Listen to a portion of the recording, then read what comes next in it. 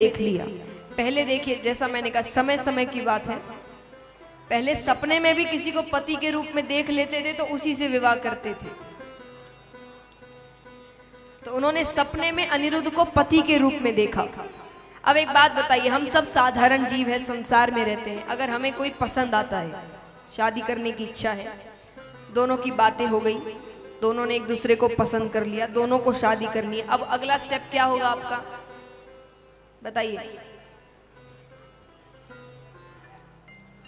माता पिता को बताएंगे कि भैया ऐसी ऐसी बात है, हमको कोई पसंद है, उससे शादी करनी है ना। फिर माता पिता को जचेगा तो वो दोनों बात करेंगे। हर कोई यही करेगा, पर ये हम साधारण लोग करते हैं। उषा किसकी बेटी है? दैत्य की थोड़ी हरकतें तो आएंगी। उसने रात को सपने में अनिरुद्ध को पति के रूप में देखा, रात तो रात उठा कर ले आए, अपहरण कर कर लेकर आ जाते हैं अनिरुद्ध जी का। अब भगवान को पता चलता है, भगवान के तो बहू स्वीकार है, भेज दो दोनों को, पर बाणासुर को तो हाथों से मुक्त होना है। उसने कहा नहीं, आओ युद्ध करो और ले जाओ। भगवान आते हैं, युद्ध आरंभ होता है। युद्ध में पहला तीर ही भगवान चलाते हैं। वो पहले तीर से ही वो 1000 हाथों से मुक्त हो जाता है। दूसरा तीर भगवान चलाए इससे पहले महादेव जी बीच में आ जाते हैं। महादेव जी कहते जो करना था हो गया, अब आप बेटी दो और आप बहू ले जाओ। मैं भगवान के विरुद्ध युद्ध नहीं कर सकता। तो बाणासुर को भी तो यही करना था, उसने युद्ध वहीं रोक दिया और भगवान अपने पौत्र और पौत्र वधू को अपने साथ लेकर जाते हैं। इस प्रकार भगवान का भी अब परिवार बढ़ रहा है। यहां पर पांडवों ने एक मायावी महल बनवाया, बहुत सुंदर। तो उन्होंने अपने भाइयों को बुलाया कि आकर देखो, हमने इतना सुंदर महल बनाया है। सब आते हैं। क्योंकि मायावी महल था, दुर्योधन को समझने में थोड़ा समय लग गया। ठोकर लगती है, वो गिर जाते हैं। सामने से द्रौपदी जी जा रही थी। द्रौपदी जी ने सोचा थोड़ा हंसी मजाक करते हैं। द्रौपदी जी ने मजाक मजाक में कह दिया, वही बात मैंने कल कही ना, कई बार मजाक करने में और किसी को ठेस पहुंचाने में इनके बीच एक पतली सी लाइन होती है जो हमें दिखती नहीं है और हम उसको पार कर देते हैं। द्रौपदी जी ने कह दिया, अंधे का पुत्र अंधा। उसी दिन महाभारत का बीज रोपण हो गया था। दुर्योधन वापस आते हैं, अपने मामा के पास आते हैं। मामा से कहा मुझे उस द्रौपदी से बदला लेना है। मामा ने कहा धृत क्रीड़ा का खेल करेंगे, जिससे बदला लेना है, जैसा बदला लेना है ले लेना, पासे मेरे वश में है। खेल आरंभ होता है, बीच सभा में खेल हो रहा है। अब पासे क्योंकि मामा के वश में है, धीरे धीरे पांडव अपना सब कुछ हार गए, धन दौलत राज्य सब कुछ। अंत में अब वो कहते कि अब दांव पे लगाने को कुछ नहीं है, अब कहां खेले। कौरव कहते ऐसे कैसे नहीं है, अभी तो द्रौपदी बची है, उसको दांव पे लगाओ। पहले सबको बड़ा क्रोध आता है, सब कह रही है क्या बात है, लेकिन फिर द्रौपदी जी को दांव पे लगा देते हैं, हार जाते हैं।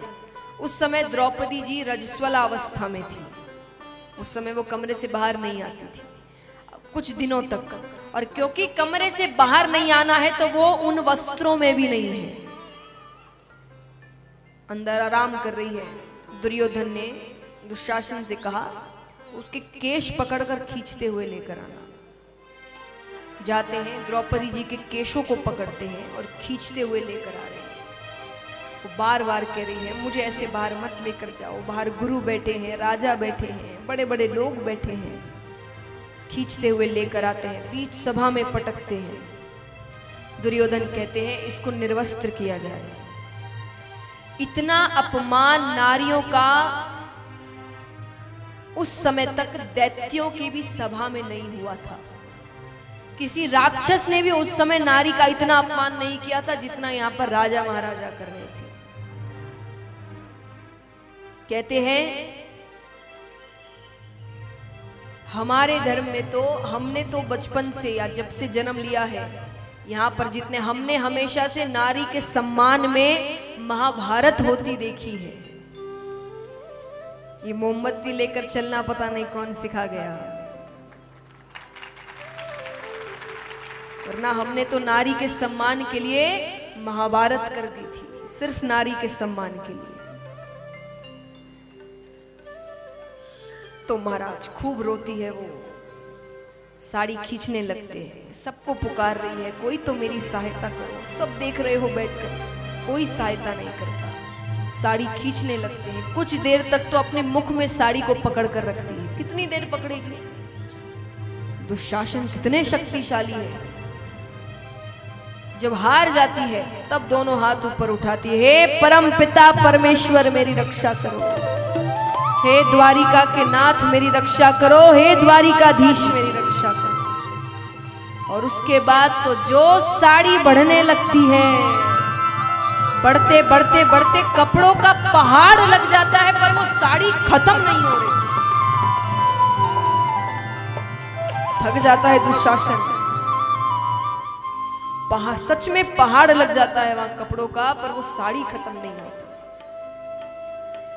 अब इसके बाद भीम बड़े क्रोधित होते हैं। भीम कहते हैं कि आज मैं प्रतिज्ञा लेता हूं कि ये दुर्योधन जिसने द्रौपदी के लिए ऐसी बातें कही है, मैं इसकी छाती फाड़ कर इसका लहू पीऊंगा।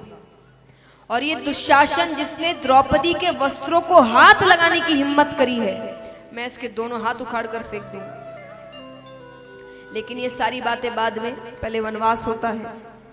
वनवास होता है, वनवास के बाद वापस आते हैं, आकर अपना राज्य मांग रहे हैं। दुर्योधन कहते हैं युद्ध करो, ले जाओ। अरे तुमने वचन दिया था कि तुम वनवास के बाद सब कुछ वापस कर दोगे। बोले लिखित रूप में कुछ है? इसीलिए देखिए, ये सारी पहले की घटनाएं हैं जो अब हमें सीख देती है। इसीलिए आजकल हम हर चीज लिखित रूप में रखते हैं कि कौन अपने बात से मुकर जाए। दुर्योधन ने कहा मुझे कुछ याद नहीं कि मैंने देने का कोई वादा किया था, युद्ध करो, ले जाओ। भगवान के पास पांडव जाते। देखिए पांडवों के पास एक ही सहारा है, उनको जब कोई परेशानी होती है वो सिर्फ एक व्यक्ति के पास जाते हैं, और वो है, इसीलिए उन्होंने हर अपनी जंग जीत ली। हमारी नजर में तो भगवान लास्ट ऑप्शन होते हैं, है कि नहीं? पहले बड़े बड़े सेठों से मिलो, लोगों को फोन करो, ये काम कर दो भाई, वो काम कर दो भाई। जब सब मना कर देंगे तब भगवान की याद आती है। और पांडवों को सबसे पहले भगवान की याद आती थी। भगवान के पास जाते हैं, भगवान शांति दूत बनकर आते हैं। भगवान समझाने की कोशिश करते दुर्योधन को। दुर्योधन कहता मुझे कुछ याद नहीं। अरे मैं युद्ध के बिना सुई भर भूमि नहीं देने वाला, आप क्या बातें कर रहे हैं? अरे भगवान कहते राज्य मत दो, 5 पांडव को 5 गांव दे दो, इतना तो कर दो। बोलते कुछ नहीं दूंगा मैं। दुर्योधन ने कहा ये सब बातें छोड़िए, मैंने आपके लिए 56 भोग बनवाया है, आकर भोजन करते। भगवान कहते हैं भोजन किसी के यहां भी 2 ही शर्तों पर करना। कौन सी शर्तें? पहली कि जो भोजन करवा रहा है उसके मन में आपके लिए बहुत प्रेम है, बहुत, यानी वो सच में चाहता है आप उसके घर भोजन करो तो कर लेना। दूसरी, आपको बड़ी जोर की भूख लगी है, तब तो जहां मिल जाए वहां कर लो। भगवान कहते यहां दोनों ही चीजें मुझे नजर नहीं आ रही, ना तो मुझे इतनी भूख लगी और ना तुम्हारी आंखों में इतना सा भी प्रेम नजर आ रहा है। मैं तो विदुर जी के यहां भोजन करूंगा। अब विदुरानी यहां पर विदुर जी से कह रही है कि सुना है कृष्ण आया है। वो घर आ जाता तो विदुर जी कहते राजा है, राजा से मिलने आया है, दासी पुत्र के यहाँ क्यों आएगा? अरे कोशिश तो करो। विदुर जी कहते ठीक है मैं जाता हूं। विदुरानी ने कहा अगर कृष्ण को साथ लाओगे तो बाजार से कुछ खाने को भी लेते आना, घर पे कुछ नहीं है। ठीक है। विदुर जी जाते। विदुर जी का जाना हुआ और भगवान दरवाजे पे खड़े होकर आवाज लगा रहे हैं, विदुर जी अरे कहाँ हो, अंदर नहीं बुलाओगे क्या? देखिए ये अपने लोगों की पहचान होती है। कोई पराया आपके, देखिए आजकल आवाजें तो इतनी नहीं देते, डोरबेल्स होते हैं, घंटियां होती है, तो आएंगे जो बड़े ही पराये से होते, चुपचाप खड़े रहेंगे, एक बार डोरबेल बजाएंगे, इंतजार करेंगे। और यही आपका कोई मित्र होगा तो वो तब तक डोरबेल से उसका हाथ नहीं हटेगा जब तक गेट नहीं खुल जाता। ये अपनापन होता है कि उसको पता है कि आप गेट खोल के चिल्लाओगे नहीं कि भाई कैसी हरकतें कर रहे हो, क्योंकि आपको पता है वो वैसा ही है। मित्र ऐसे ही होते हैं।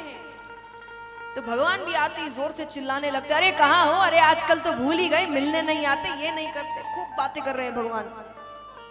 विदुरानी जी कहती, ये कौन आया है जो इतने अपनेपन से पुकार रहा है। विदुरानी बाहर आती और साक्षात दरवाजे पर भगवान खड़े हैं। आइए हम भी प्रार्थना करते किस दिन हमारे घर भी आ जाए भोजन करने इस प्रकार।